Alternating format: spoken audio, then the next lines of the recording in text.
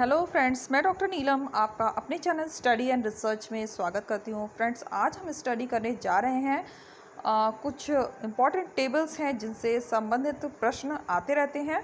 तो ये टेबल है हिंदू और मुस्लिम सामाजिक सुधार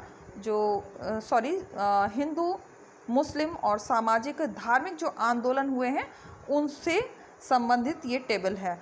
तो इसमें हम संगठन का जो नाम है, संस्थापक हैं, स्थान है, वर्ष है और उनसे जो संबंधित महत्वपूर्ण तथ्य होते हैं उनकी स्टडी करेंगे। तो चलिए अपनी स्टडी पे चलते हैं।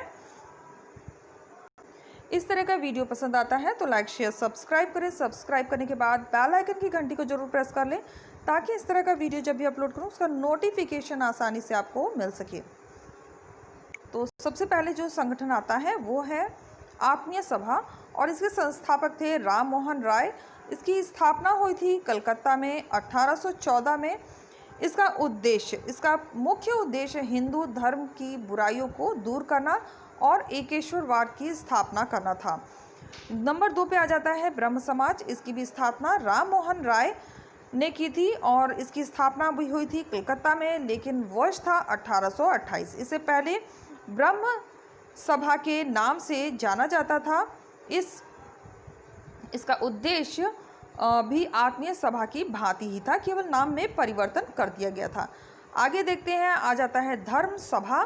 धर्म सभा जिसकी स्थापना की थी राधा कांत देव ने और इसकी भी स्थापना हुई है कलकत्ता में और वर्ष रहा है 1829 में। इसकी स्थापना ब्रह्म समाज के प्रतिद्वंदी के रूप में हुई थी तथा इसका उद्देश्य हिंदू धर्म से रूढ़िवादी विचारों को दूर करना था। आगे आ जाता है तत्वबोधिनी सभा और इसकी स्थापना करने वाले थे देवेंद्र नाथ टैगोर। स्थापना हुई थी कलकत्ता में 1839 में। इसका मुख्य उद्देश्य था राम मोहन राय के विचारों का प्रचार प्रसार करना। तो नेक्स्ट देखते हैं फिफ्थ नंबर पे आ जाता है परमहंस मंडली और इसकी स्थापना जो स्थान था वो था बम्बई। 1849 ईस्वी में इसने जाति प्रथा का जमकर विरोध किया था। फिर आ जाता है राधा स्वामी सत्संग तुलसी राम ने स्थापित किया। स्थापना का स्थान था आगरा 1861 में। इसका मुख्य उद्देश्य था एकेश्वरवाद की स्थापना करना। फिर आ जाते हैं नंबर 7 ब्रह्म समाज ऑफ इंडिया और इसके संस्थापक थे केशव चंद्र सेन। स्थापना का जो स्थान था वो था कलकत्ता 1866 में। इसका उद्देश्य देख लेते हैं। समाज सुधार के प्रश्न पर ब्रह्म समाजियों में आपस में फूट पड़ गई तथा केशव चंद्र सेन ने इसकी स्थापना की। इसकी स्थापना के बाद पुराने ब्रह्म समाज को आदि ब्रह्म समाज के नाम से जाना जाने लगा। तो ये हो गया था ब्रह्म समाज ऑफ इंडिया। नेक्स्ट देखते हैं प्रार्थना समाज।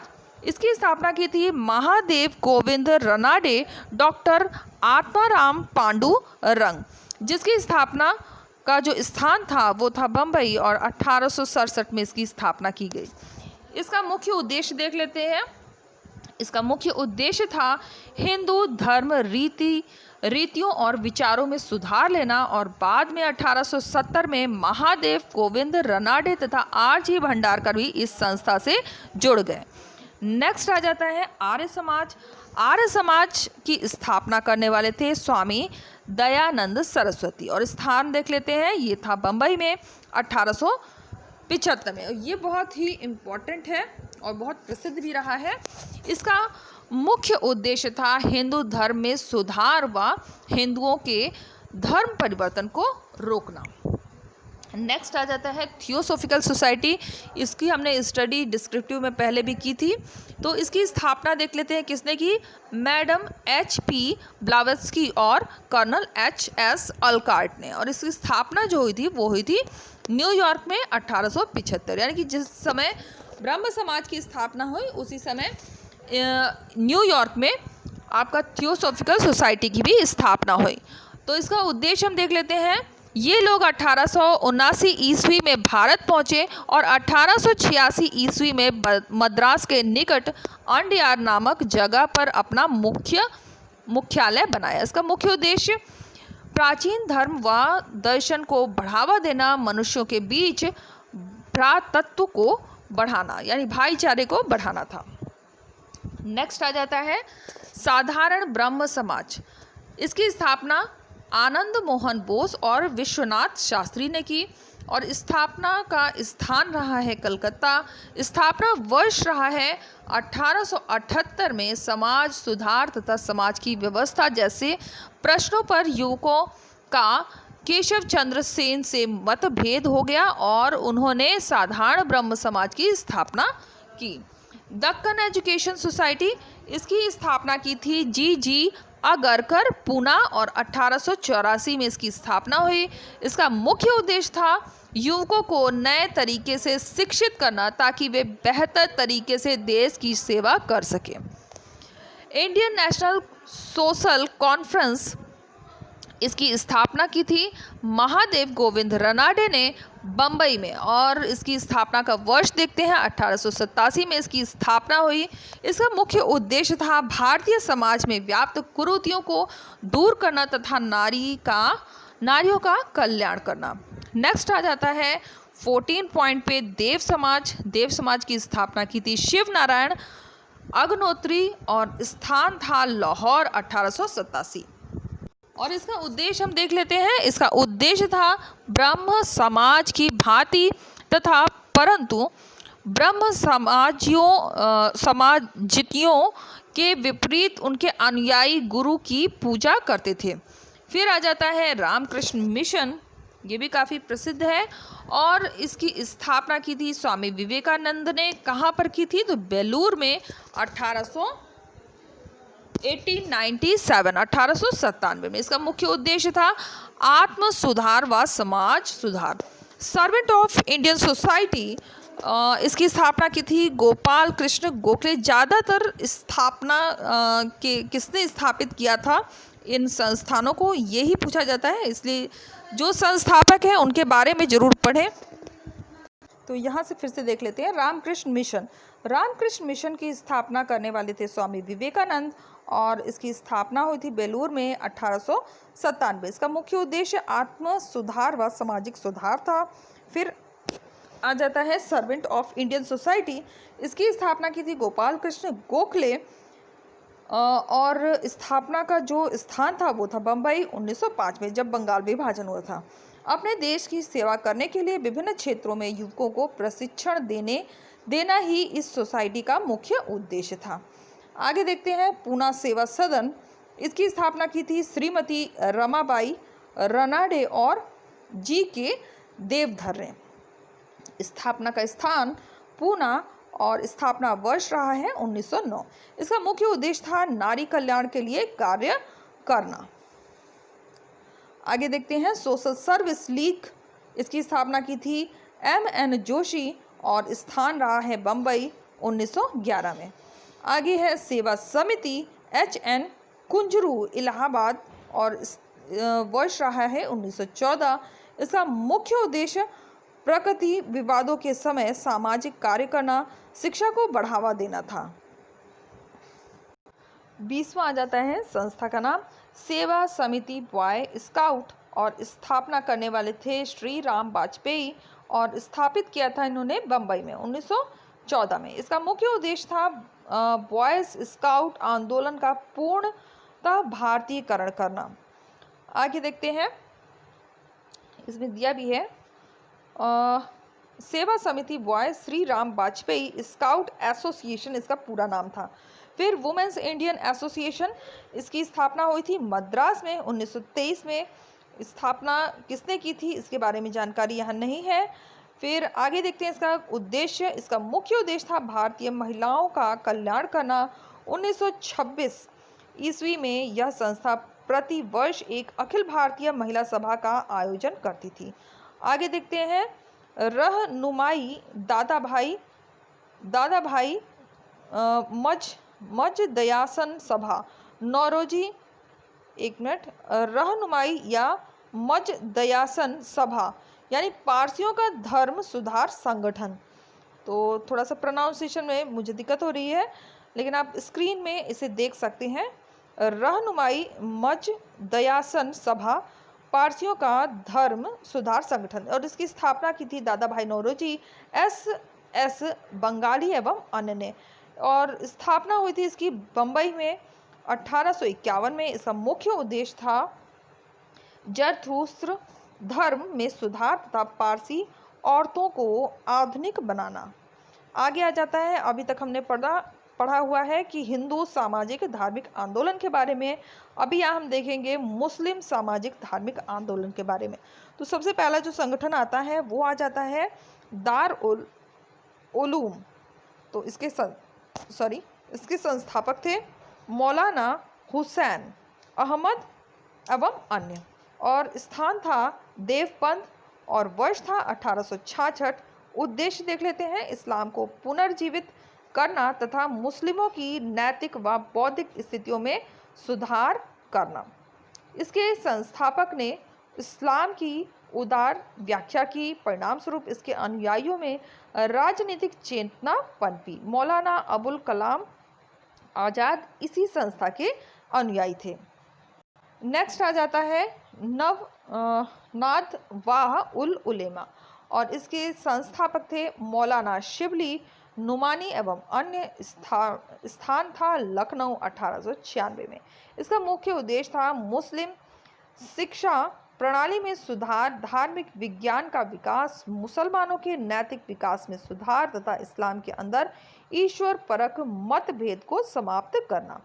आगे आ जाता है ए हदीस यानी हदीस के लोग, और संस्थापक थे मौलाना सैयद नाजिर हुसैन, और स्थापना हुई थी पंजाब में 19वीं शताब्दी के उत्तरार्ध में। उद्देश्य देख लेते हैं, इसने विधि शास्त्र की 4 विचारधाराओं को मानने से इनकार कर दिया तथा सिर्फ हदीस को ही स्वीकार किया। इसने कुरान को इस्लाम का अंतिम प्रमाण माना। इसके बाद आ जाता है कुरान, तो यानी कि कुरान के लोग। अभी हमने पढ़ा था हदीस के लोग, यहाँ पे आ गया है कुरान के लोग। तो इसकी स्थापना की थी मौलाना अब्दुल्ला चकलवी। इसके अनुयायियों को चकलवी भी कहा जाता है। तो ये ध्यान रखिएगा, चकलवी किनको कहते थे? जो कुरान के लोग थे। आगे है, स्थान है पंजाब और 19वीं शताब्दी के उत्तरार्ध में। इसका उद्देश्य देख लेते हैं। इसने भी कुरान को अंतिम प्रमाण माना, जैसा कि हदीस के लोगों ने माना था। नेक्स्ट आते हैं, यहाँ पर आ जाते हैं बरेलवी की स्थापना की थी मौलाना अहमद रिजा खान ने, और स्थापना हुई थी पंजाब में 19वीं शताब्दी के उत्तरार्ध में। इसने इस्लाम की बहुत सी पुरानी रीति रिवाजों का उपदेश दिया तथा देवबंद शाखा व इसके उपदेशों का कड़ा विरोध किया। नेक्स्ट देखते हैं क्वेश्चन नंबर 6, कादियानी अथवा अहमदिया आंदोलन। तो इसकी स्थापना की थी मिर्जा गुलाम अहमद ने पंजाब के कादियान में, और 1889 ईस्वी में। इसका उद्देश्य देखते हैं। इसका मुख्य उद्देश्य था इस्लाम की ईरानी मिशनरियों तथा आर्य समाज के प्रभाव से रक्षा करना। यह भारत की सर्वाधिक संगठित संस्था थी। आगे आ जाता है number 7 point, Mohammedan educational conference. Sir Syed Ahmad Khan एवं अन्य ने इसकी स्थापना की। अलीगढ़ में 1886 में इसकी स्थापना हुई थी। इसका मुख्य उद्देश्य था मुसलमान जनसमूह के पश्चात आधार पर शिक्षित करना। सर सैयद अहमद तथा उनके अनुयायियों के इस प्रयास एवं सामाजिक कार्यों को ही अलीगढ़ आंदोलन के नाम से जाना जाता है। और यहाँ पे एक और पॉइंट जुड़ जा रहा है, इसे भी हम देख लेते हैं। इस पर काफ़ी क्वेश्चन बनता है। सामाजिक सुधार अधिनियम, जो कि अंग्रेजों के टाइम टू टाइम आए थे, उन्हें ही हमें यहाँ देखना है। शिशु वध प्रतिबंध कब लगा था? तो 1785 से 1804 के मध्य। और उसमें गवर्नर जनरल जो बना था वो था वेलेज अली और क्या किया गया था इसमें, तो शिशु हत्या पर प्रतिबंध लगा दिया गया था इस अधिनियम या इस एक्ट के माध्यम से। फिर नंबर 2 आ जाता है सती प्रथा। सती प्रथा ये 1829 ईस्वी में, और कौन सा था, तो लॉर्ड विलियम बेंटिक, सती प्रथा का पूर्ण प्रतिबंध। फिर आ जाता है दास प्रथा। 1843 ईस्वी में एलनबरो के समय में 1833 ईस्वी के चार्टर अधिनियम द्वारा 1843 ईस्वी में दासता को प्रतिबंधित कर दिया गया था। फिर आगे आ जाते हैं हिंदू विधवा पुनर्विवाह। 1856 लॉर्ड कैनिंग के काल में विधवा विवाह की अनुमति दी गई। फिर आ जाता है नेटिव मैरिज एक्ट 1872 नॉर्थब्रुक के शासनकाल में अंतरजातीय विवाह। इसके बाद जो एक्ट आया वह था एज ऑफ कॉन्सेंट एक्ट। 1891 में लैंसडाउन के समय में विवाह की जो आयु थी वो 12 वर्ष लड़की के लिए निर्धारित की गई। और सबसे लास्ट में आ जाता है शारदा एक्ट, और ये आया था 1930 में। इरविन के समय विवाह की आयु 18 वर्ष लड़के के लिए निर्धारित कर दी गई।